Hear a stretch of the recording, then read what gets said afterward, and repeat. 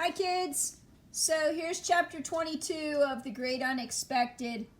You might remember yesterday we left off with crazy Mrs. Cavan and Pill Penny zigzagging across the crooked bridge, and they get to the other side of it, and it leaves off with, "If all goes well, I'm eager to hear from Dingle. Perhaps tomorrow he will phone."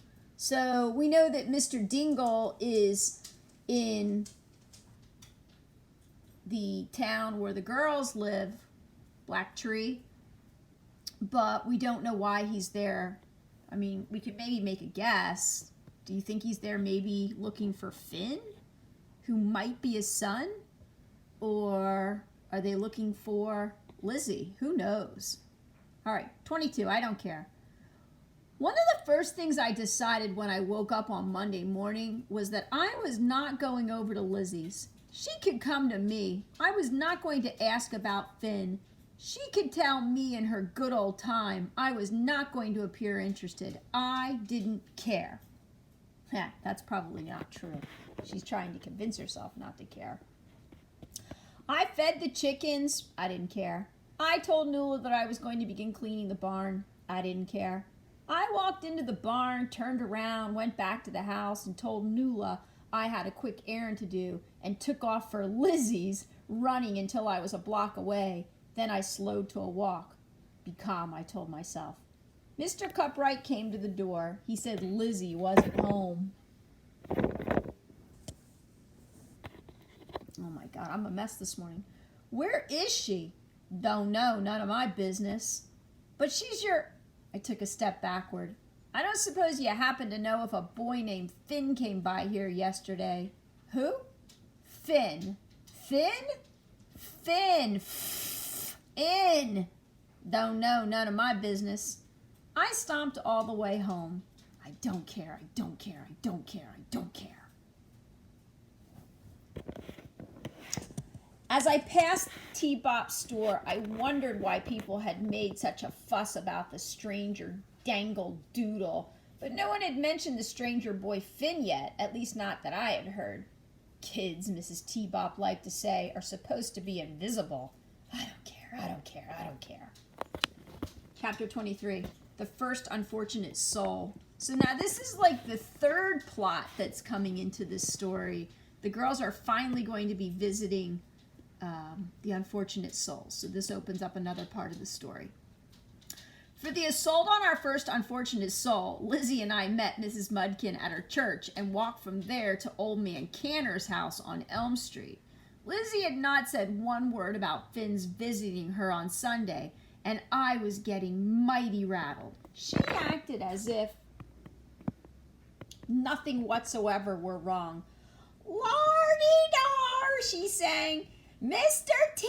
Canner, Lardy-dar, we are coming for you, Lardy-dar." We haven't heard Lizzie talk like that since the beginning of the book. Lizzie was walking alongside frail Mrs. Mudkin to hold her upright. "Now, girls," Mrs. Mudkin said, "I will be right there with you until you get settled. Then I will be next door visiting." "Wait, you're leaving us alone here?" I asked.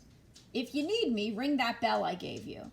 I was carrying a clunky school bell about as big as a sheep's head and sporting a wooden handle with a chunk out of it from when Mrs. Mudkin must have clonked one of her students when she was a teacher back in the very old days. Mr. Canner sat in a musty chair with tufts of stuffing sticking out like a sloppy bird's nest. He had a pinched face like a dried-up olive, a pointy head, and tiny glittering eyes. I can't hardly describe what he was wearing. It looked like a costume from an old-timey movie. A blue shirt with a stiff white collar, a gray vest and plowed trousers with sharp pleats tucked into shiny brown lace-up boots. He was not big on pleasantries. "Lace up my boots," he said, before we had been introduced. Mrs. Mudkin nodded at me, so I got down and started lacing up the boots. "Not too tight," he warned, "not too loose neither." When Mrs. Mudkin explained why we were there, Mr. Canner looked up at her as if she were a stray animal that had wandered in.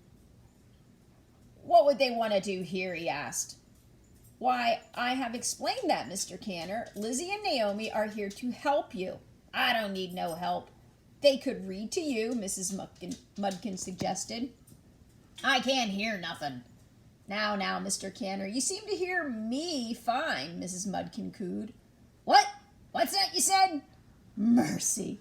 These girls are here for an hour, and they are not going to help you whether you like it or not.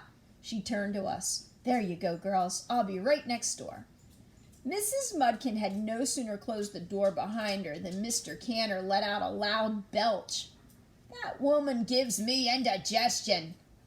He blinked at us for a few minutes and then said, I suppose one of you could do up the breakfast dishes and the other could read a little unless you're those snotty kind of lazy kids. Lizzie headed for the kitchen. I studied the bookshelves. Anything in particular you want me to read? I asked. He motioned toward the table nearest him. One of these. You can choose. I examined a leather volume with green etching on the cover. Short Tales from Around the World. The print was not too small, and there was fair space between the lines that suited me. For an hour I read while Mr. Canner leaned his head against the back of the chair and listened. In the kitchen we could hear Lizzie clanking dishes and singing, "Lardy-dar, lardy-dar." We didn't have to use Mrs. Mudkin's bell to ring for help, and the time was up before I realized it. So caught up was I in the tale of an Irish org that in the tale of a fox and some chickens and such. We told Mr. Canner we'd be back the following Tuesday at the same time, and he nodded. I thought he'd be more excited about that, but if he was, he hit it well. As soon as we were outside, though, my first thought was Finn. Finn and Lizzie. Lardy-dar, that was easier than I thought it would be. Don't you think so too, Naomi? And the poor unfortunate soul. Why, there were 2 days' worth of dishes in that sink, all dried up and crusty. He never would have been able to get them as clean as I did. Won't he be surprised when he sees how cleaned off the table and got rid of all those old papers, swept the floor, and I mopped it too, Naomi, because truly the poor unfortunate soul would never be able to do that for himself, now would he? And doesn't it make your heart ache so for the poor elderly people who are falling apart every which way? And Lizzie, stop! Take a breath. You don't have something to tell me? Lizzie crossed her hands over her chest. Why, Naomi Dean, whatever do you mean? What is it? What do I have to tell you? She beamed at me as if I was going to tell her a secret. Sometimes, truly, I wanted to put a sack over Lizzie's head. So, boys and girls, do you get the feeling that Finn didn't visit Lizzie? Like, something's not right. Lizzie doesn't seem to have any clue what Naomi's trying to get at. So we'll make a response to that. All right. Talk to you soon.